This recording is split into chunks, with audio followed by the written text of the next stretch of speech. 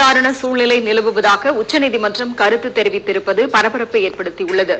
பாகிஸ்தானுக்கு ஆதரவாக முழக்கம் எழுப்பியதாக டெல்லி ஜவஹர்லால் நேரு மத்திய பல்கலைக்கழக மாணவர் சங்க தலைவர் திரு கன்னையாகுமார் தேச துரோக வழக்கில் கைது செய்யப்பட்டார்.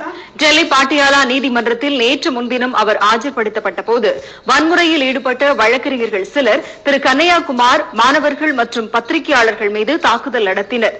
இதற்கு உச்சநீதிமன்றம் கடும் கண்டனம் தெரிவித்துள்ள நிலையில் ஜாமீன் கோரி உச்சநீதிமன்றத்தில் திரு கன்னையாகுமார் மனு தாக்கல்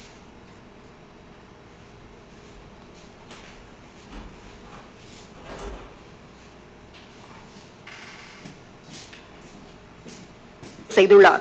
அதில் அரசியலமைப்பு சட்டம் வழங்கியுள்ள தனி மனித சுதந்திரம் மற்றும் அடிப்படை உரிமைகளை பாதுகாப்பதோடு ஜாமீன் வழங்க வேண்டும் என்றும் கோரியுள்ளார். பாட்டியாலா நீதிமன்றத்தில் 2 முறை வன்முறை தாக்குதல் நடத்தப்பட்டுள்ளதால் உச்சநீதிமன்றத்தில் மனு தாக்கல் செய்துள்ளதாகவும் மனுவில் அவர் தெரிவித்துள்ளார். இந்த மனுவை நேற்று விசாரித்த உச்சநீதிமன்ற நீதிபதிகள் திரு செல்லமேஸ்வர், திரு சாப்ரே ஆகியோர் அதனை விசாரணைக்கு ஏற்றுக்கொண்டனர். இது உச்சநீதிமன்ற நடைமுறைக்கு எதிரானது என கூறி வழக்கறிஞர் திரு லூத்ரா என்பவர் ஆர்ப்பாட்டத்தில் ஈடுபட்டார். இதற்கு கண்டனம் தெரிவித்த நீதிபதிகள் அடிப்படை உரிமைக்கு அச்சுறுத்தல் ஏற்பட்டுள்ளதாக கூறி நீதிமன்றத்தை ஒருவர் அணுகும்போது அதனை மறுக்க முடியாது என்று கூறினர்.